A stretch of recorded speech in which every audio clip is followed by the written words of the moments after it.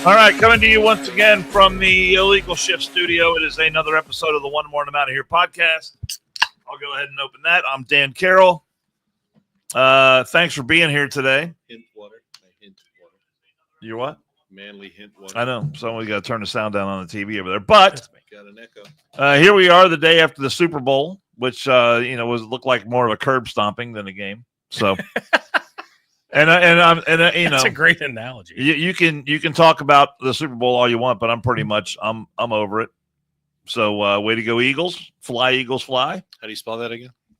EGLEGS, something like that.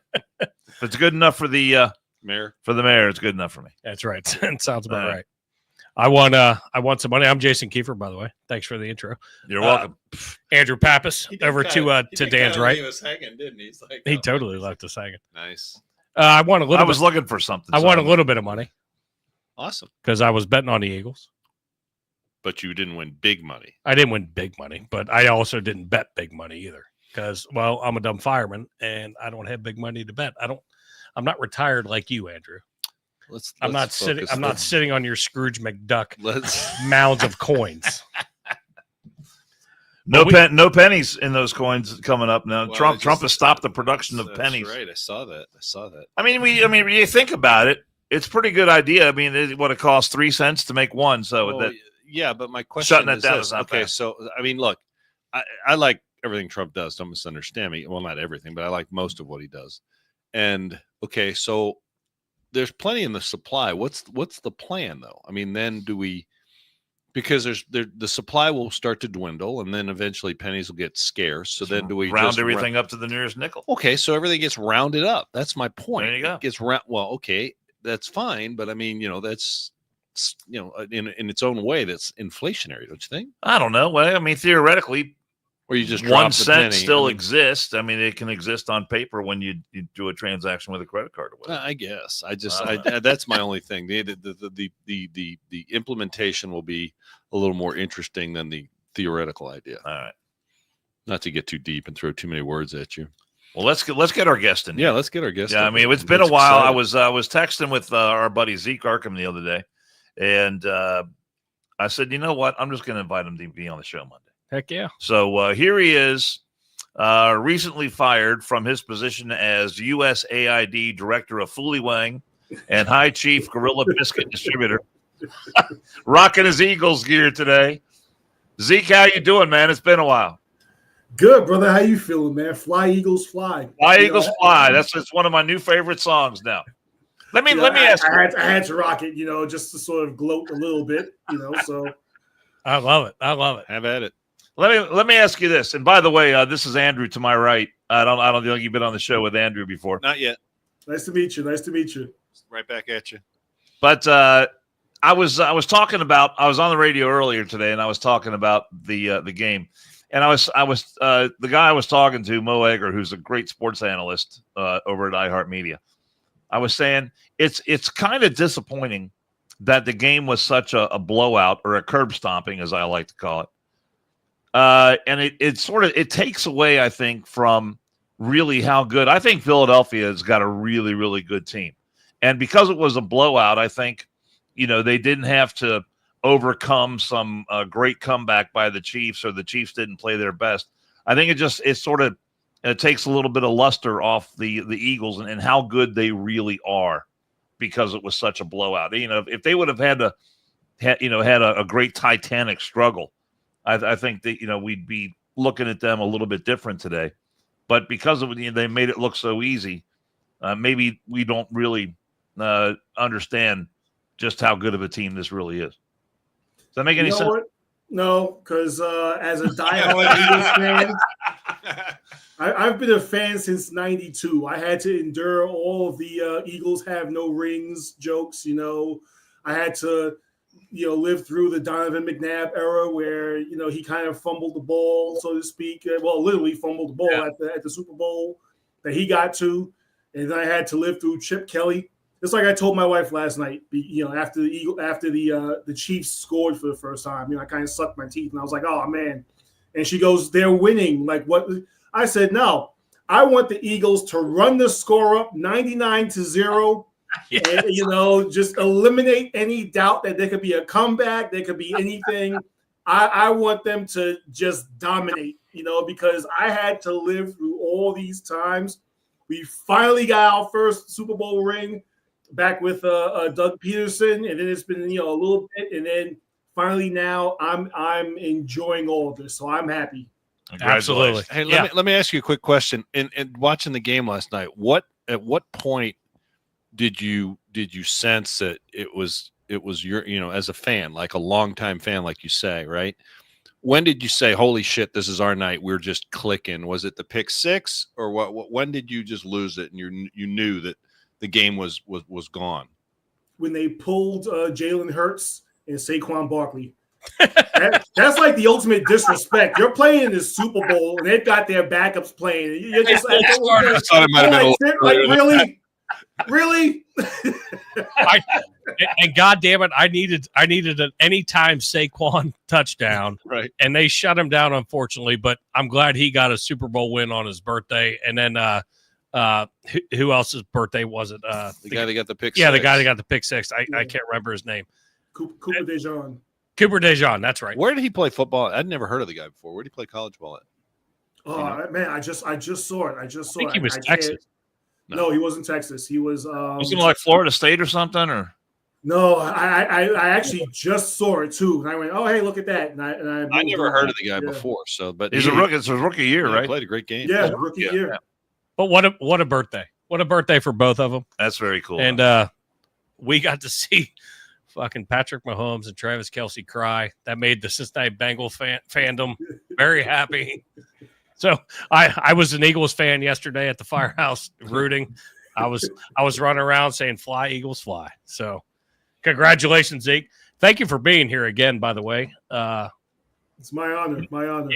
If you don't mind, like just give just a quick brief synopsis of you, your history for some of we got some new listeners since the last time you've been on. So just so they know who you are, and also, by the time we're done, where they can find you. But I'm a husband, a father, law enforcement for 18 years.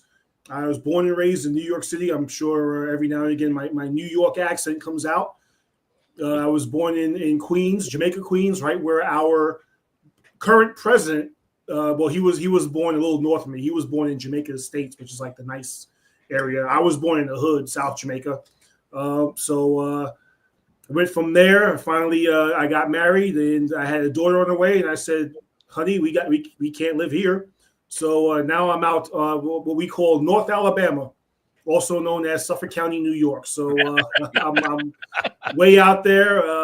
Long Island is a very different place than Queens. Queens, you can wake up 3 o'clock in the morning and there's a store open somewhere. Yeah. Here, pretty much 10 o'clock, you shut down. So, I'm getting used to that kind of life.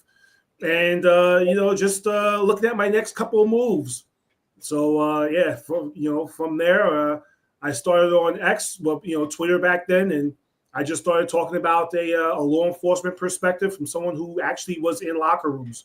You had all these Twitter law enforcement experts who, were pulling third shift at Barnes & Nobles, and they thought that because they had watched every season of Law and Order, that they were police experts. And I say, hey, listen, I've actually been in a locker room. I know what actually goes on in police bases and precincts. And I said, let me start putting my perspective out there. And it started catching on. So here I am today on your podcast. All of that led up to here. That's fantastic. And thanks for the recap, man. What's been happening since January 20th when Trump took office has just been nonstop. It's like 24/7. There's news coming out, and the breaking stories that I had this morning are not the breaking stories that are breaking this afternoon. It has been so fast and furious. Give me your take on what you've seen from the Trump administration since he was sworn into office on the 20th.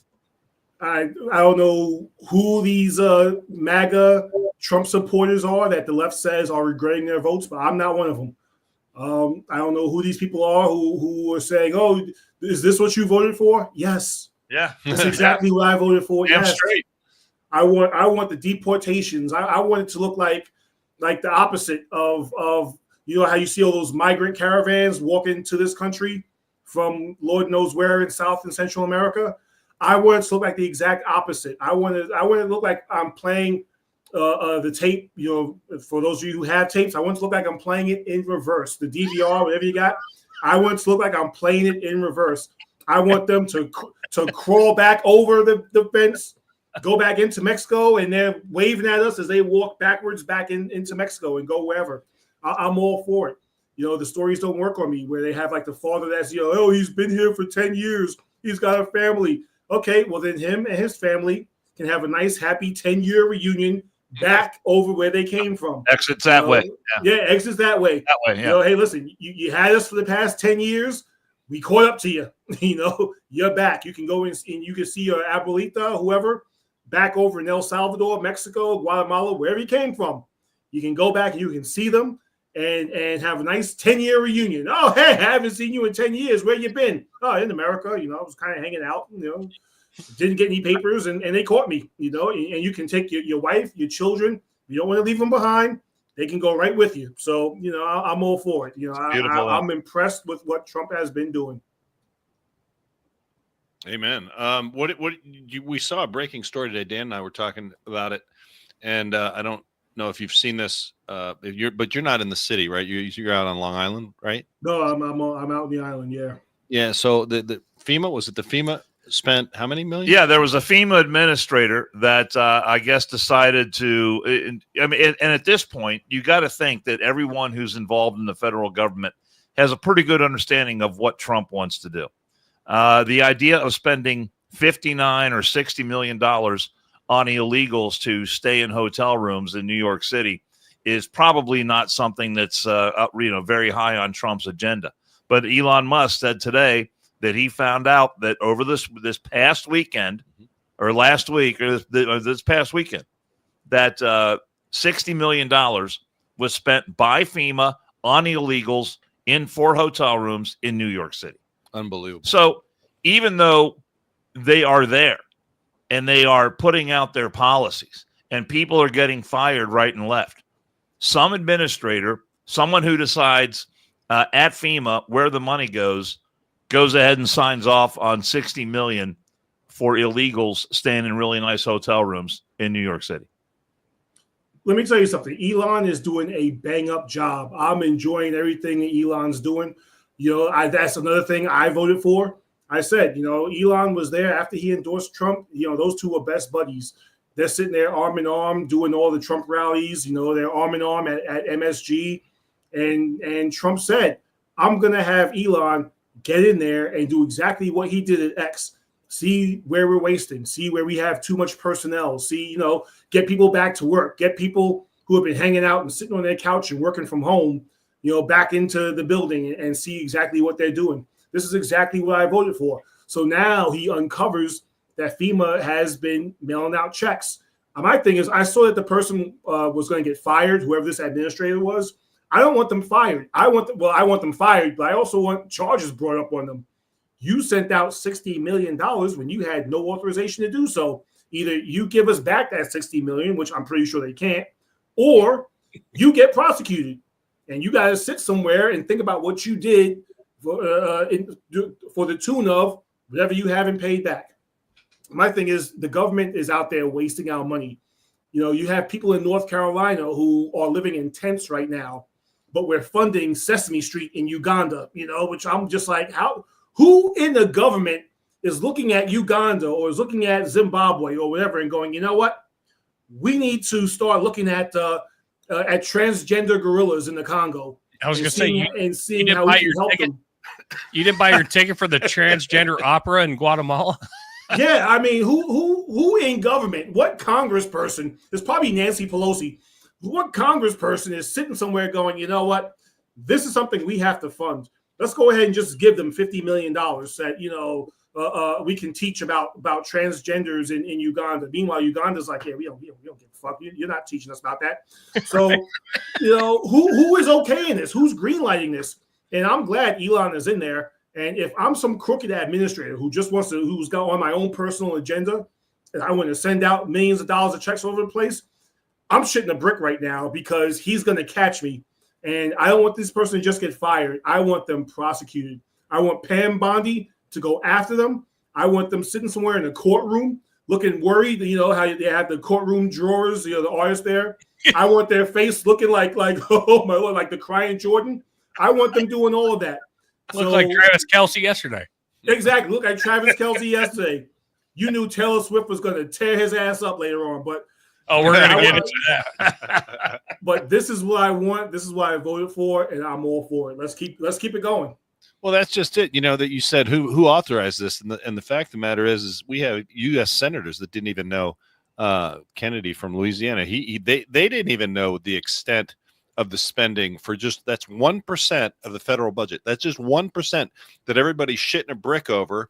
All the career bureaucrats are shitting a brick over the fact that they're auditing 1%. Imagine the other 99%. Imagine the waste if we turn these guys loose and let them look at the entire federal budget, Social Security payments, Medicaid, Medicare, you name it. Imagine the waste and fraud that they're going to uncover and the billions of dollars that they're going to save taxpayers. Did you work hard for your money? Everybody, well, I don't, but everybody works hard for their money. He doesn't work. And now, you paid taxes, and God knows I paid plenty of taxes.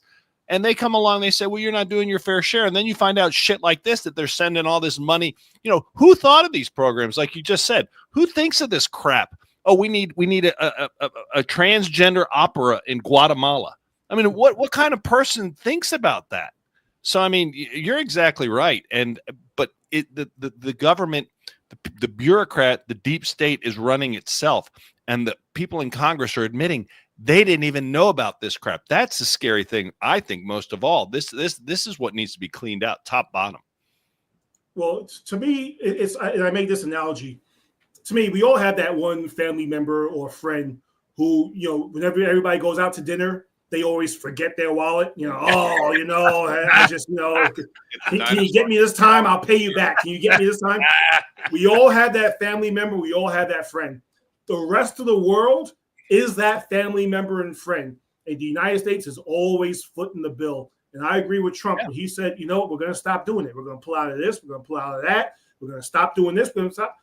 AOC is always saying, pay your fair share, pay your fair share. Why isn't she hollering at some of these other countries, pay your fair share? No, she thinks we just, hey, I'm a bartender who stumbled ass backwards into becoming a congresswoman. Let's just money for all. Yeah, here's $50 for you, and here's $60. No, we can't keep doing that. It's unsustainable. So it's time for the rest of the world now to treat us. We've been treating the rest of the world for years, for decades. It's time for them to pony up and say, hey, you know what? Now we need to help you out. And if they don't want to do it, they get left behind. Yeah, and that's exactly right. You get left behind. I mean, as soon as Trump got in, it cracks me up. What's Mexico's president's last name? We do this all the time. That's seriously. It doesn't sound like a Mexican. It does not equate. But Shamstein or Silverstein. It's not Silverstein. Whatever. Silverstein. It's something like that. But either way, so he has that conversation, it's right? like formaldehyde. And then all of a sudden, 5 hours later, weird Trudeau is like, oh, you know what? Okay, yeah, we're good with the 30 days. Give us 30 days to figure this out. All of a sudden, we're going to throw, how many billions of dollars at the border. We're going to make a fentanyl czar. But it took Trump going to the Mexican president to talk about it. And then all of a sudden, 5 hours later, oh, yeah, we might be able to do that. So, yeah, we're trying to protect our shit.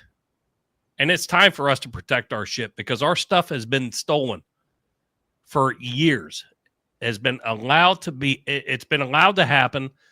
When Trump was in before, we tried to keep a good handle on it. But then Biden comes in and just opens everything up and then just fucked everything that Trump had done before. So now guess what? Now we're cleaning house again. But I love the fact that, like, to your point, where it's our turn. We want some help. You're going to give us help, or we're just going to tariff the shit out of you. And then guess what? We'll just self-sustain right here. I love how people who are anti-tariffs were like, You have no idea what we get from Canada. You have no idea. You have no idea what we get from Mexico. It's going to get. We're going to have to spend more for avocados. Okay. So Right. I'll spend $2 more to get some extra guacamole on my Chipotle. That's fine. I don't listen. As long as our border's safe.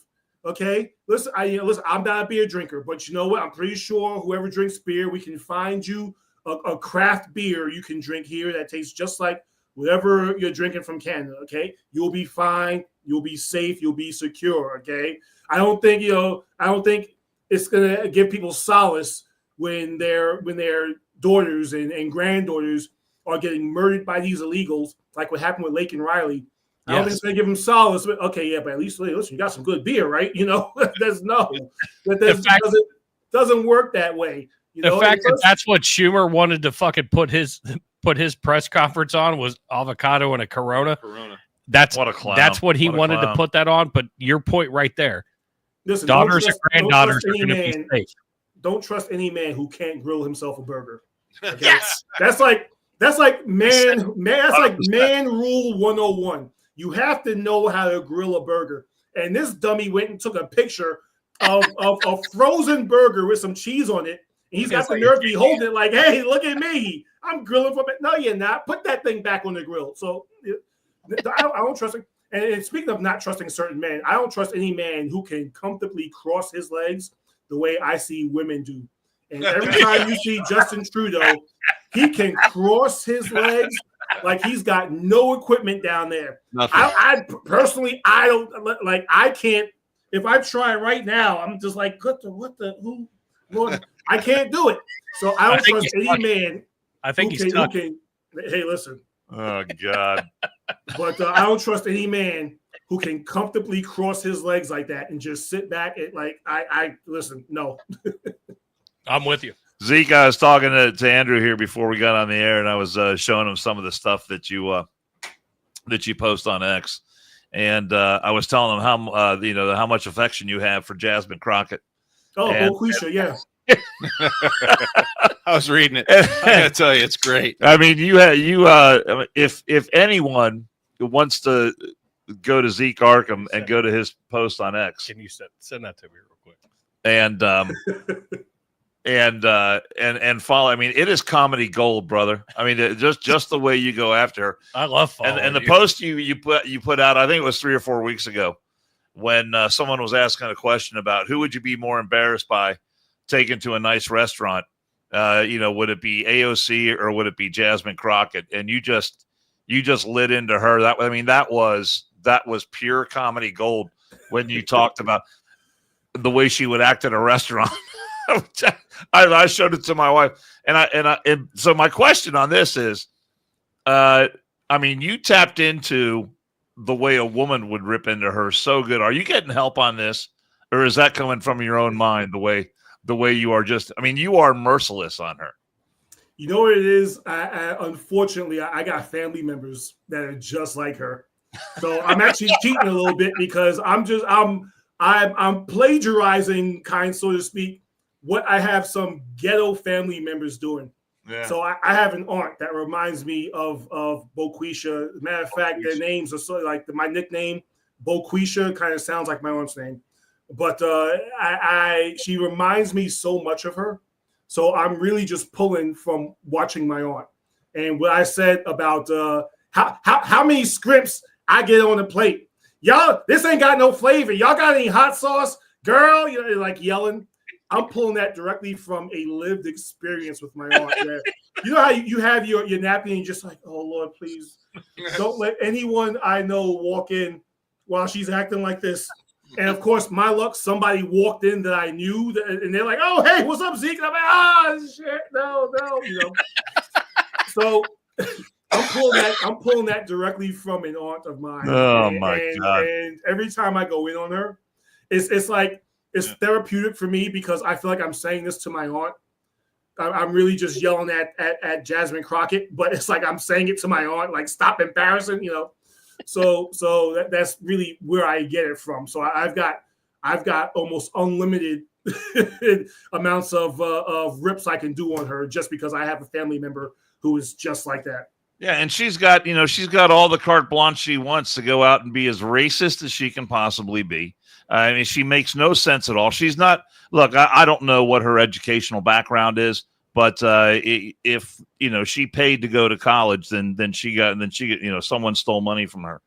But I look at people like this and some of the other people who are in Congress, and I just constantly say to myself, who in their right mind could go into a voting booth and cast a ballot for an individual like this? Listen, I always say the Democrats want low IQ voters, but oh my Lord, this is like 8th grade was the toughest 5 years of your life, you couldn't. The teacher was ready to quit, the teacher had a drinking problem. I'm looking at you again, okay, you know what? Let's just pass them. It is surprising. It is surprising. We all agree. She's from Dallas. I mean, her district is in Dallas, covers Dallas, Texas. That's kind of surprising to me because I'm raised in Texas. I would expect better. I mean, but they also gave us Sheila Jackson Lee from Houston, who wasn't particularly bright either. So I'm just surprised. I would have pictured her from some other part of the country, but yeah, she's fundamentally not bright. And I'm going to follow your stuff on X. It's just what I've read so far is gold. I mean, seriously, she's supposed to be an attorney. And I'm just thinking she's got to be one of those like traffic court attorneys, the ones that just barely graduated law school. You know what I mean? Like they just like if passing was a 75, they got like a 74.9, and the law school professor was like, you know what? Yeah, just give it to her because I just want to get her out of here. Just please, like she must have just barely passed. Recently, she was blaming Trump for the economy. And someone had to pull her aside and go, yeah, we're still kind of in Biden's economy. You can't. That's right. She was quoting the December. We talked about that. She was quoting the December numbers and blaming Trump for the December numbers. And actually it was even earlier than that. And they had to explain to her that was Biden's numbers that she was quoting. And she's fundamentally was so dumb she didn't understand that. And, like we've discussed on the show, it never ceases to amaze the average human being or the average taxpayer how you sadly you hold Congress members in some esteem. Sometimes you're like, oh, they're in Congress, they must be smart or intelligent or whatever else, and when it can't be further from the truth. I mean, she just really sets the bar and is one of many, sadly, that just keeps setting the bar lower and lower and lower. But these districts, sometimes the way these districts are drawn in the municipalities, I mean, we're going to go through that. I know, but the thing is, it's people like this coupled with the people in the administrative positions are the reason why people like Elon Musk are finding this kind of money that we're putting out there. Nancy Mace did a hearing the other day talking about $10 million that was spent by our government so we could do sex changes on rats and mice and monkeys. Yeah. I mean, who said, hey, Zeke, I mean, how would you possibly get 2 or 3 or 4 people in a room? If someone gave you a month, could you come up with 2 or 3 or 4 people, rational thinking people that you could sit in a room with and decide that doing something like that was a good idea? I mean, it's crazy. You could give me a year and I would probably spend about 9 months of that year just going, man, they ain't going to ask me about this. There's no way. There's no way they're going to ask me about this. This is because nobody is going to agree to sit in a room. And then, like, it's almost like when you go to work and you stop sending certain paperwork in and you're like, let me just see if they notice that I'm not sending it in. And then eventually you get a call like, yeah, you haven't handed in this report for like 3 weeks. And you're like, oh, shit, okay, yeah, I must have sent it to the wrong place, That's what I would probably do. You spend 9 months just kind of goofing off. And then they start saying to you, okay, we're going to need those people. You're like, oh, wait, you were serious? So I think that's what happens. I mean, if not that, worst case scenario is this is one huge money laundering campaign. Yeah. And we need to be looking into prosecuting. I want the cuffs on whoever. If you are money laundering, I want cuffs on you. We don't accept that from mobsters going to accept that from our elected officials. So if you're out there doing that, I want you cuffed. I want you perp walked. I don't care who you are, Democrat, Republican. I could like you. Hey, listen, you could be one of the elected officials that I kind of look up to. But if that's what you're doing, I want you in cuffs with the rest of them. So that's I have no sympathy towards any of that. Well, I think that's why so many of these Democrats and these leftists up on Capitol Hill are getting so bent out of shape right now, because they know that Elon Musk is getting closer to the target. And the closer they get, the more unhinged they will become, because they know at some point their name is going to turn up in one of those records, and it's going to, we're going to find out about all the money that was getting funneled back to them. And they're trying everything they can to shut that down. Talking about a constitutional crisis. They've got their liberal friends that are in the judiciary now making rulings. I mean, imagine a judge being able to tell the executive branch that they can't do their job. I saw one today where some Obama appointed judge said that Trump has to keep spending all the money that was supposed to be spent, because Trump called for it all to be shut down. And now you got some federal judge somewhere who's going to tell the president that he can't make an executive order, that he doesn't have any control over the spending, that some federal judge is going to put himself in charge of the spending, or who can be fired. Are you coming? That is no semblance of all of what our government is supposed to be like. I mean, listen, it's a whole tangled web. It doesn't surprise me that it's an Obama appointed judge, because I think Obama had his own little contracts going on. And hey, listen, I'm going to call you for this favor, and when I call you, I expect this favor to be done. It doesn't surprise me at all. It doesn't surprise me that some federal judge over in some okey-doke town probably somewhere said, hey, listen, I'm gonna give Trump an order because I'm a judge. Look at me.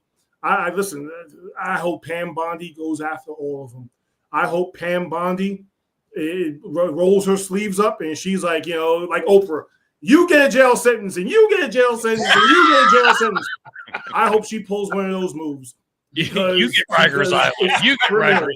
Yeah. Listen, you get a charge. You get a charge. Like I said. I mean, how many times did we hear that when Trump was being prosecuted? Like, he might go to Rikers Island. Oh my God! Everybody knew that wasn't going to happen. Like, everybody knew that. But you get Rikers Island. You get Rikers Island, and guess what? Didn't happen. Now we'll see. I agree with you. It all needs to be handed out. And what Elon's doing, people are getting really, really frustrated. Like, well, he's not an elected official. Oh my God. Oh God. No, he's appointed. Neither was George Soros, and he had his hands in everything. Exactly.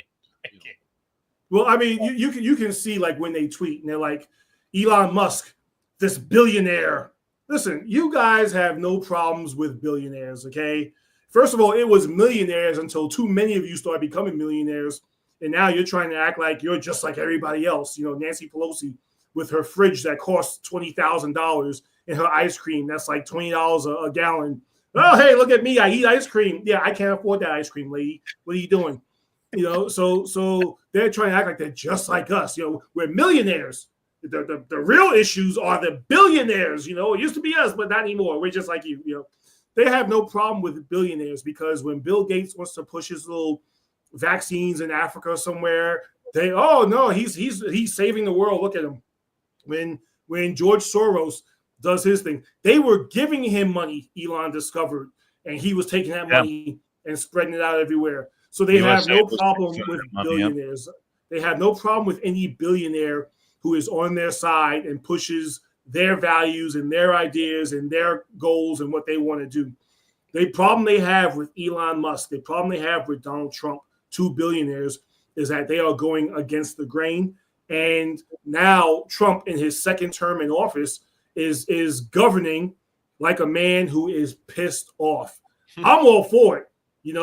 I'm here. He's like, you tried to shoot, you shot me. You tried to shoot me again. You had me taking mugshots and pictures and walking through courts. Oh, I'm gonna fix each and every single one of you, and I'm here for it. I want to see exactly what he's gonna do over the next 3 years and 10 months. I want to see exactly what he's going to do. So I'm fun. here for it. And I hope J.D. Vance succeeds him so that Jay-Z Vance can keep punching him in the dick. I'm all for it. that would be the greatest shit. We get 4 years of Trump, hopefully 8 years of JD, and then we see where it goes from there. But I mean, you have to hope that coming under the tutelage of Trump, with JD, he's gonna get his own way. He's gonna get his own plan together. But you got to think it's going to be in the same somewhat direction. Sure, things are going to change a little bit, but I think we've got a lot of good things to look forward to. But it's this first 3.5 weeks. It's been fun to watch. There is no doubt it's been fun to watch. Watching people just lose their shit. Watching all the hearings, the confirmation hearings. I've never sat and watched, a ton of them. Hegseth, I watched the whole thing. Gnome, I've watched a bunch of. RFK, I definitely watched. It's just amazing to see where our world is now versus where it was just give it a year and a half ago. Well, the funniest thing with the confirmation hearings is when Elizabeth Warren, Pocahontas, was like, you could bankrupt the pharmaceutical industry. And we were all like, oh, okay, well, yeah, I got no problem with that. Like, I'm already voting for him. Like, what else do you need, But the fact that, like, they're not even trying to hide it anymore. You had Kirsten Gillibrand, who's, like, banging on tables, and I didn't say that, Like, you can see how mad they are. And the more angry they get, the more I love it. And the fact that these picks frighten them, I love it. I want to see Kash Patel get confirmed because he said the Epstein list is coming. I want to see once he releases that, I want to see the tears. I want to drink them up. I got my Gatorade right here, but I'm just going to just open it up and just put it directly under their tears. No, come on, cry some more. Oh, this is wonderful. I love it. I'm going to be brewing my coffee with it, everything. I'm going to be good. I want to see all of Trump's picks. Yeah, I want to see all of Trump's picks get confirmed, whether they like it or not. I want to see them in office, and I want to see exactly what they can do. Maybe we're at a point we just need to burn it all down and rebuild it back up. Who knows? But I want to see everyone get confirmed, and I want to see Trump's plan in action. All right, there with you. I couldn't agree any more with that. Speaking of tears, one of the biggest criers on our podcast is making comments about I don't know if you can see it or not, but how somehow democracy is being dismantled. But his tears are especially delicious, and they're going to be delicious they're going to be delicious for the next several years. And I'm looking forward to it as well because, we survived Obama 2 terms. We survived Biden, and as I said, we discussed on our other show. I think this version of Trump, the fact that Trump lost, was almost a blessing because he's come back. I mean, he's not fucking around. I mean, he's just getting to business and he's getting shit done. And like you said, oh, you shot me, yeah, and you shot me again, and you tried to kill me. I'm serious this time, and he's just kicking ass and taking names, and he's just not playing. And so far, I've loved every minute of it. Now, I do have obviously some concerns, and I'm not going to lie because I try to be as honest as I can. Some of this trade wars are mildly concerning. I don't want to see us get into too much of that with everybody on the planet. I know that there was some steel and aluminum tariffs that are supposed to be talking about putting in place, but look at the deal that he made, just for example, with I think Japan was going to buy U.S. steel, and then through a meeting that he had with the Japanese prime minister, now all of a sudden, no, they're not. They're just going to invest in. It's going to stay here in the United States.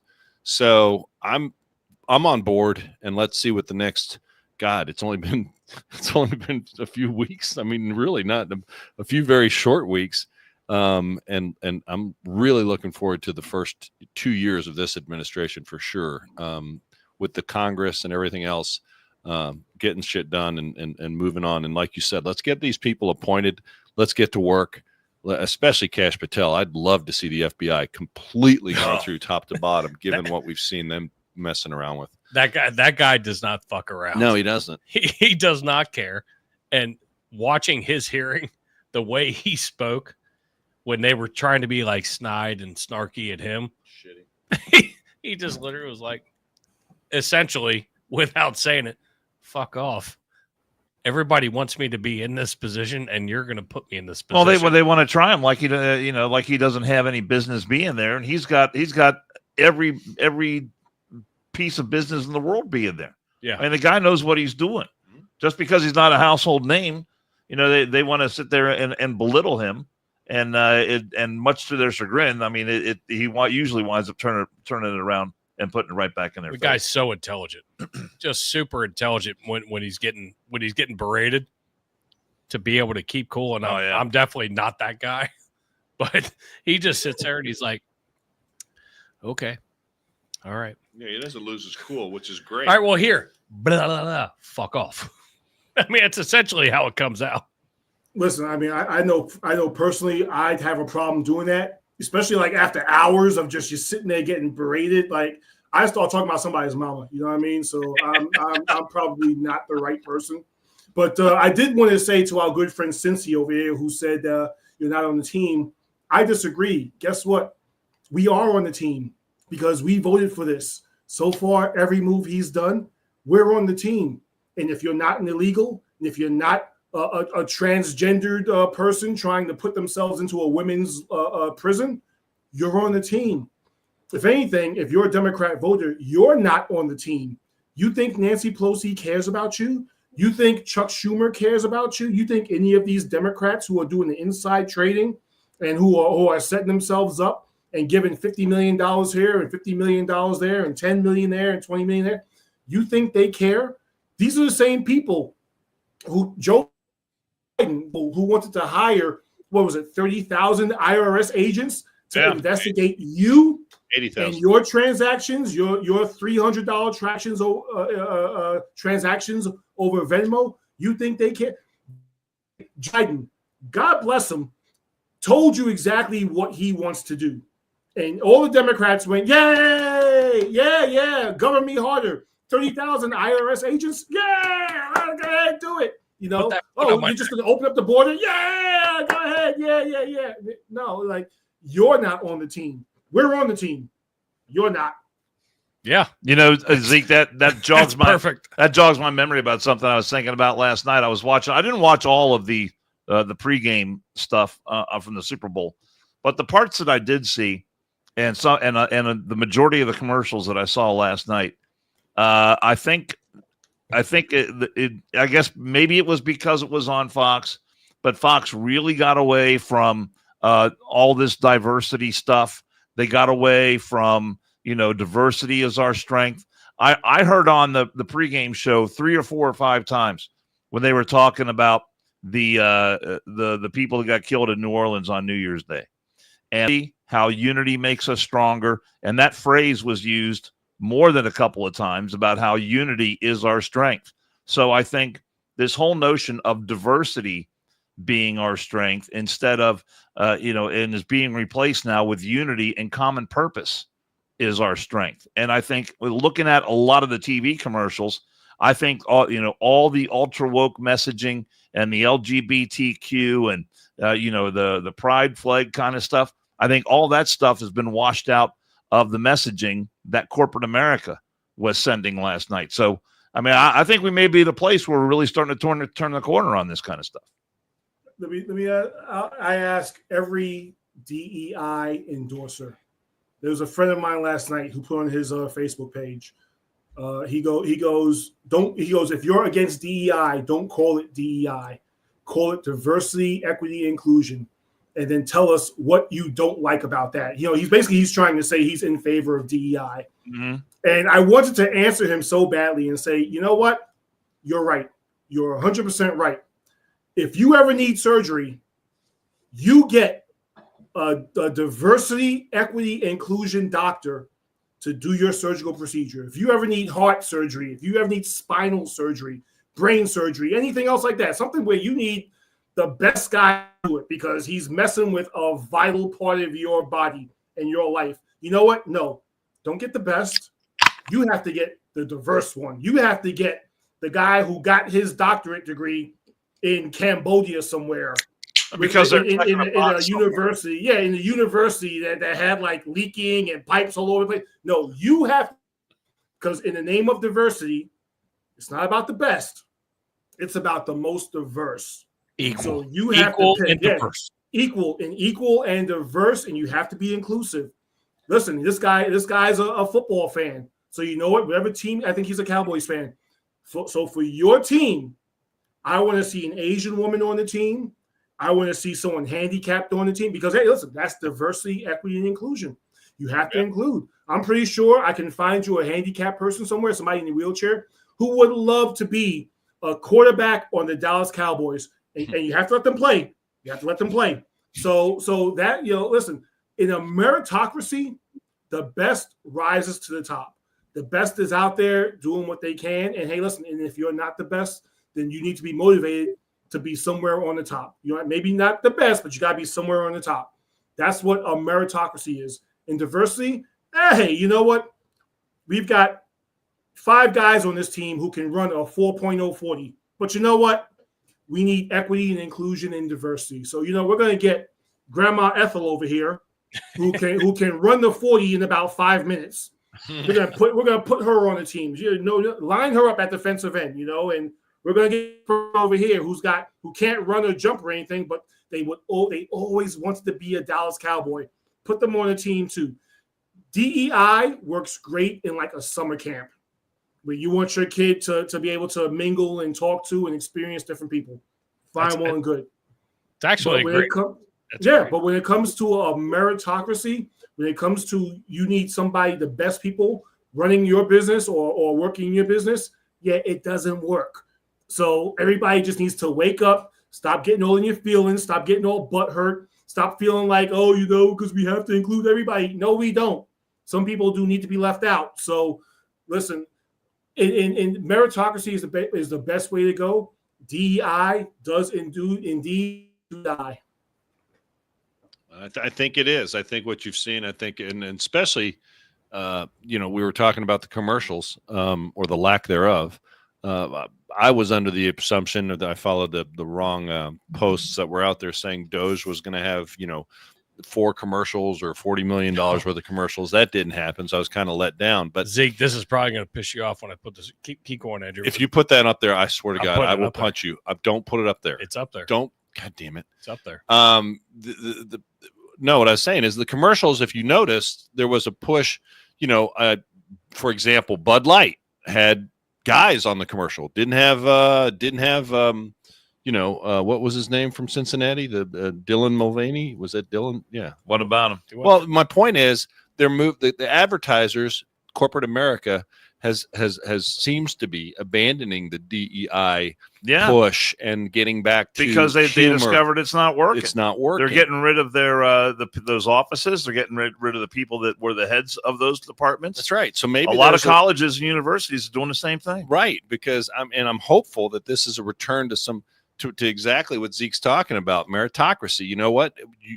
There is something to be said for striving for a diversity, and I think that a lot of times a diverse background will be helpful, but diversity for its own sake is not the end all goal. And it's getting a job done. Can you do the job? Bud Light, prime example. What'd they do? They went through those woke bullshit, and their brand got drugged through them. Now, personally, I don't think it's ever coming back. I mean, maybe it will in 5 or 10 years, but the advertisements, my favorite ad was the Dodge truck commercial when the guy was jumping the volcano in the pickup truck. I was like, yeah, that's cool. I mean, this is the kind of crap. These are the things that hopefully we'll get back to.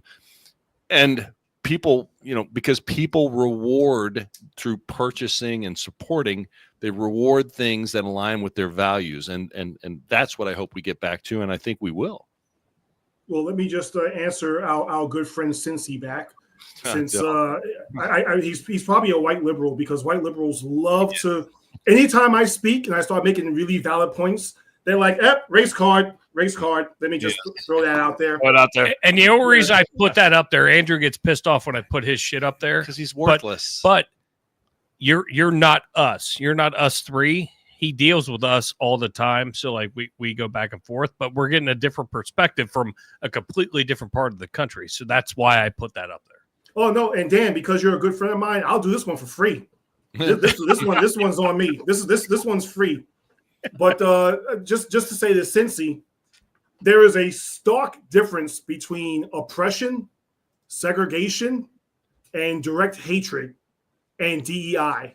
That's exactly what I put. So when you have people like Frederick Douglass, when you have people like Booker T. Washington, who both said all Black folks want is an opportunity, a chance, and a somewhat level playing field. And this is what they were saying back in the 1800s. And then you're trying to equate that to, hey, listen, we have to give everybody a chance because this is all rainbows and unicorns and warm fuzzies. Yay! You're trying to equate those two things, and you're making a false logical fallacy. We're not talking about racism. We're not talking about directly oppressing someone. We're not talking about what people went through during the civil rights struggle or in Reconstruction. We're not talking about what Black folks experienced then. What Black folks want now is preferential treatment.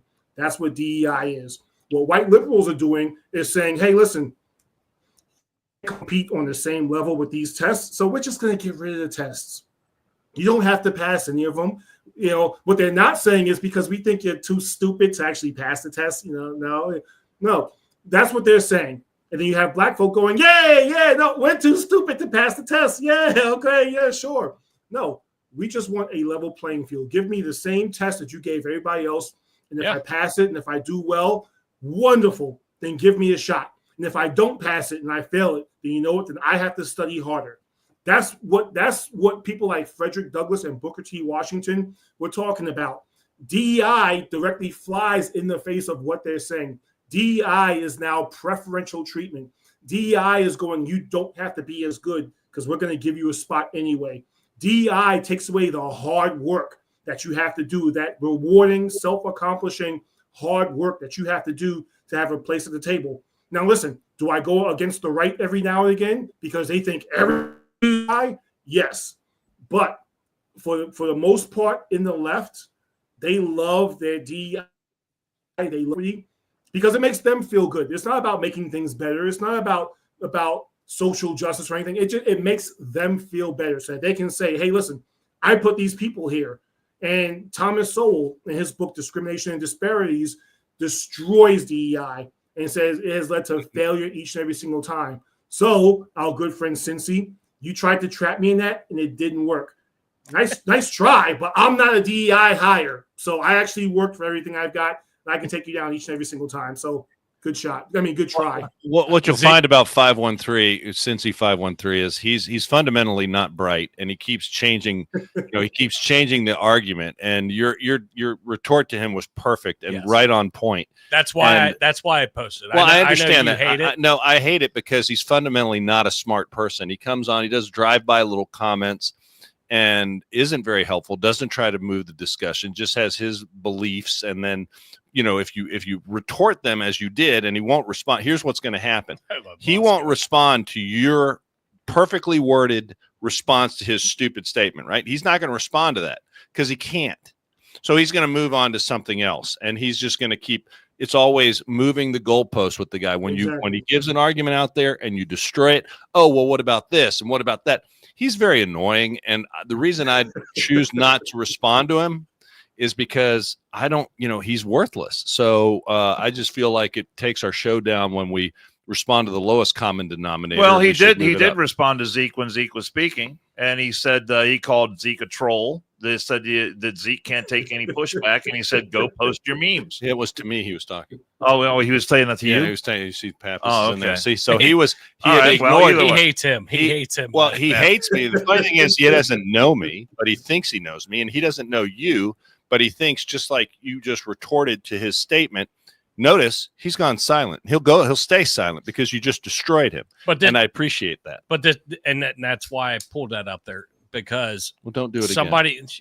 Well, you're not in control of the computer, No, which is neat. I can break it. It's adorable. I'll break it. You're adorable, Andrew.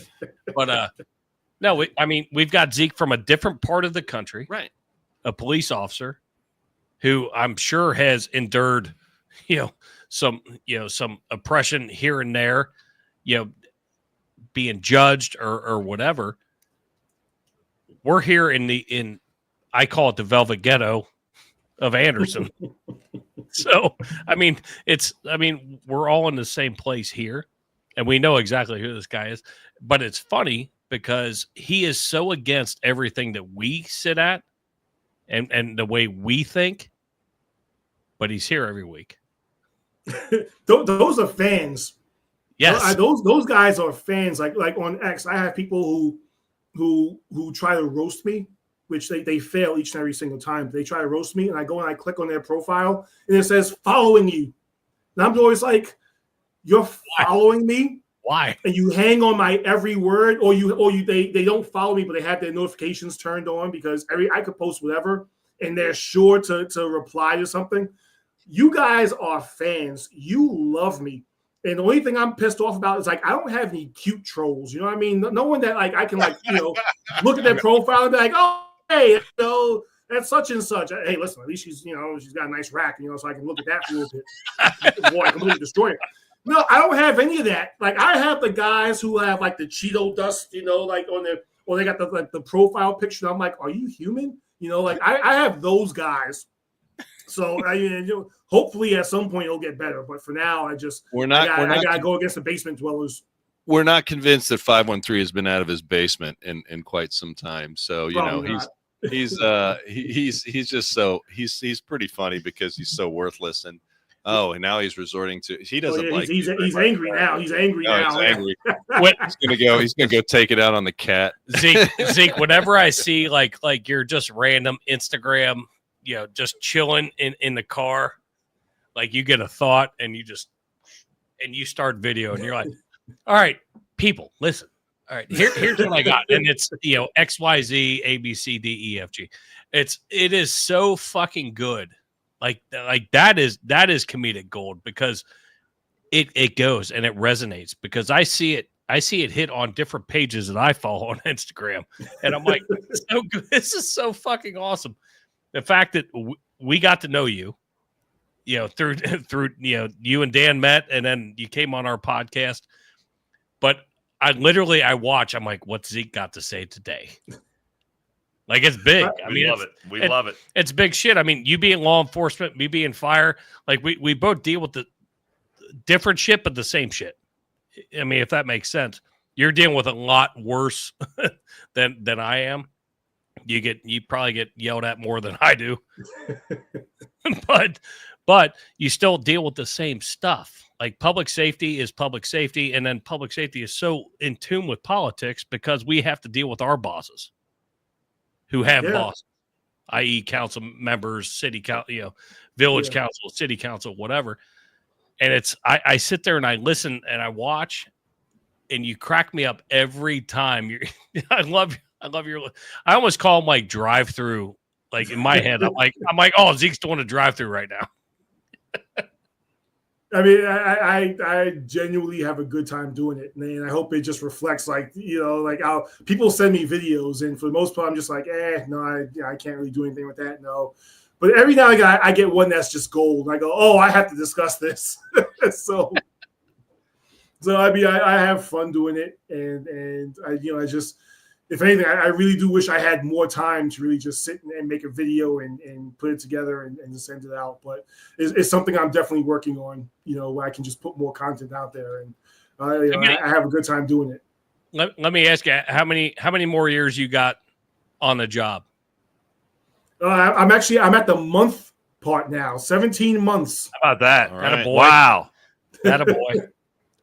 That is awesome. I'm a little over 3.5 years, but I'm catching up to you. But that's awesome. Yeah, I'm actually in the month part of the countdown now. So that's perfect.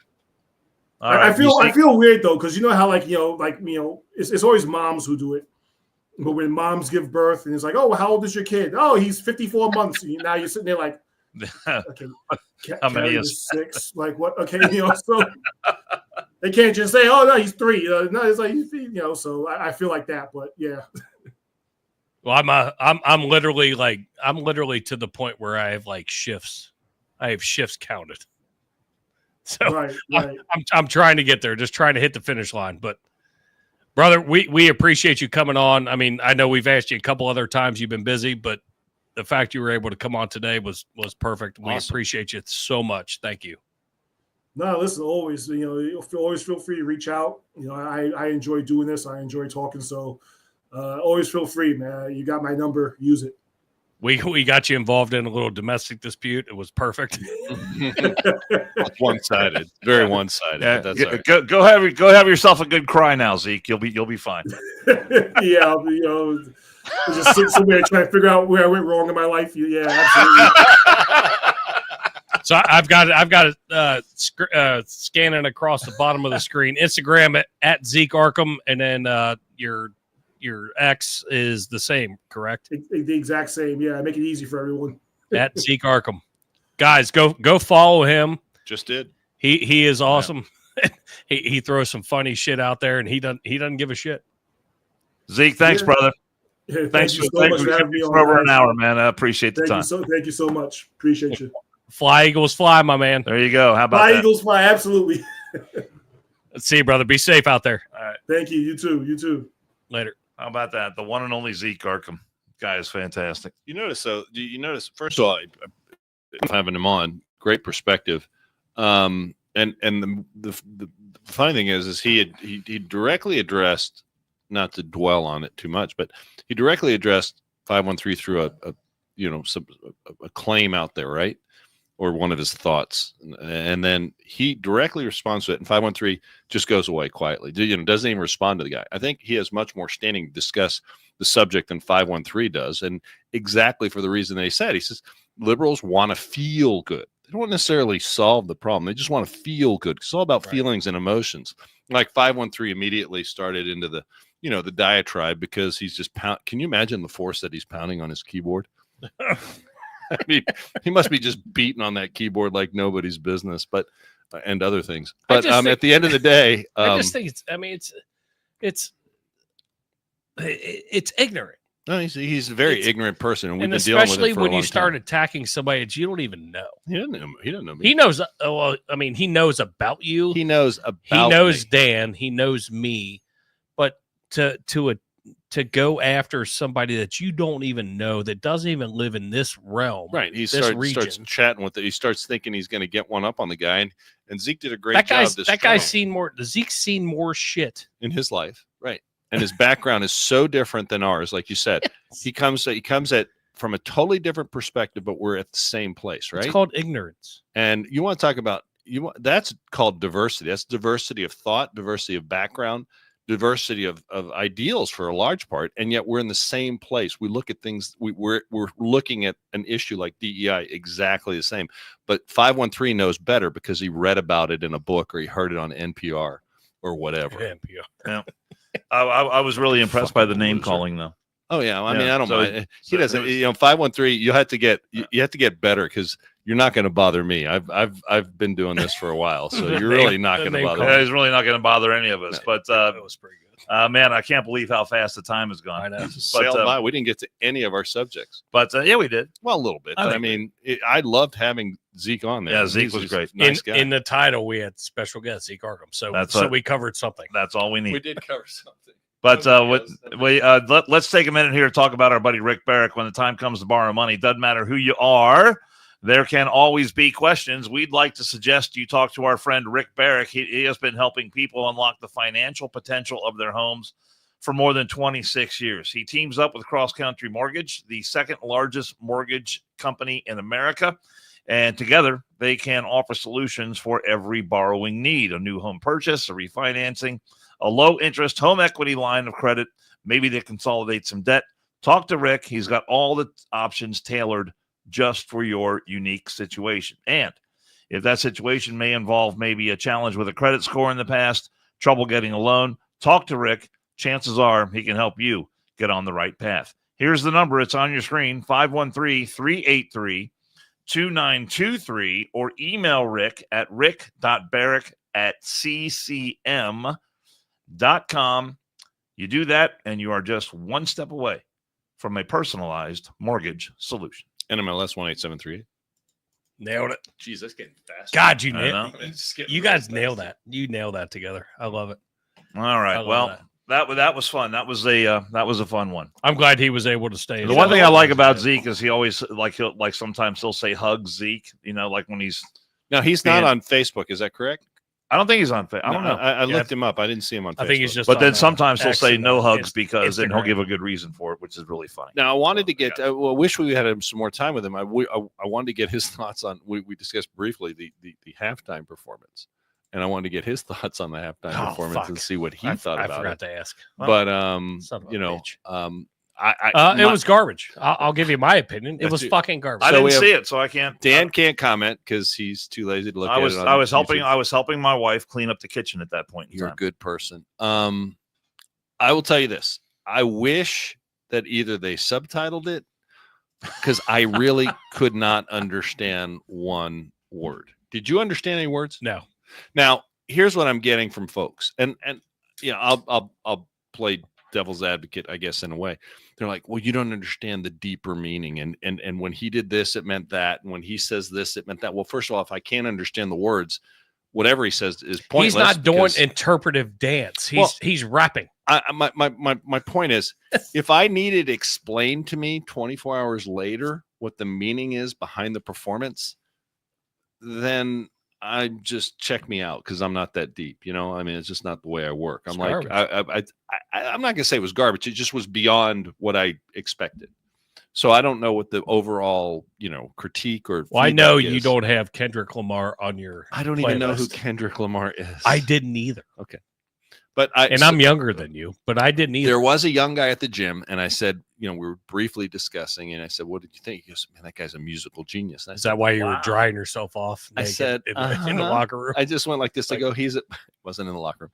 But I was like, he's a musical genius. And he goes, yeah, man, that was just really, really, really amazing. And I was like, okay. Now maybe I'm the old guy. Maybe I am, and that's maybe fine. I am too.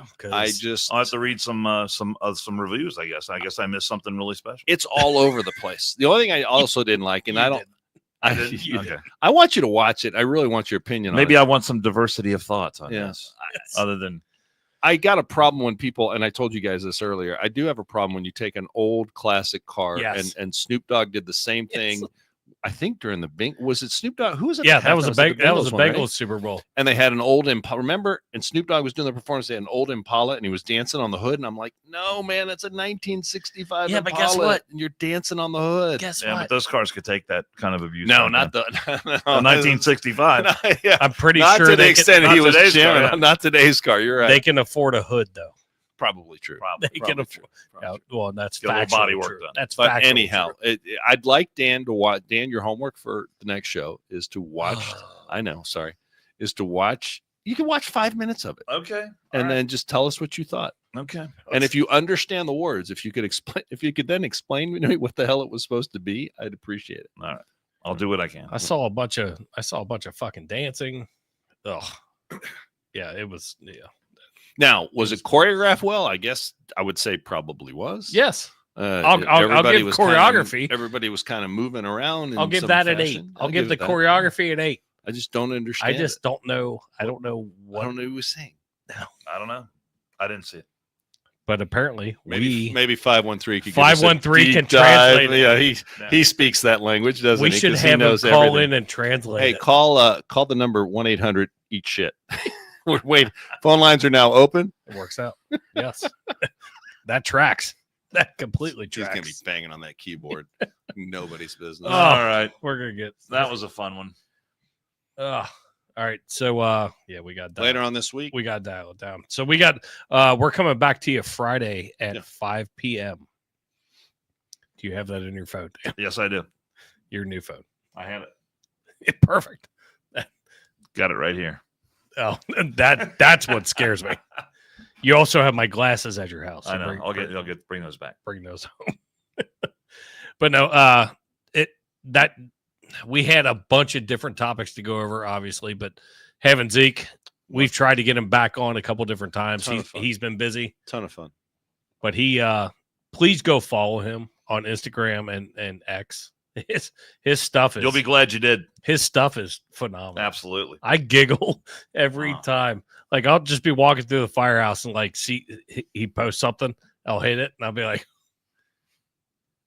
and my captain would be like, "What's that?" I'm like, hold on. Let me make sure it's good." Especially the Bokeisha stuff. Hilarious. Hilarious. Did you see, by the way, did you see the eyelashes on her? And he comments on it, but then I went and looked at her picture. Holy moly. He wasn't wrong. He is not wrong. I mean, she has got some, I don't know about hair extensions because he mentioned that too, but she's got some seriously fake eyelashes that are like huge. But the fact that he's a law enforcement officer, he's putting himself out there, and he's putting himself out there pretty far. Like, I mean, he's got a lot of followers, and it's ballsy. Yeah. But I like what he's doing.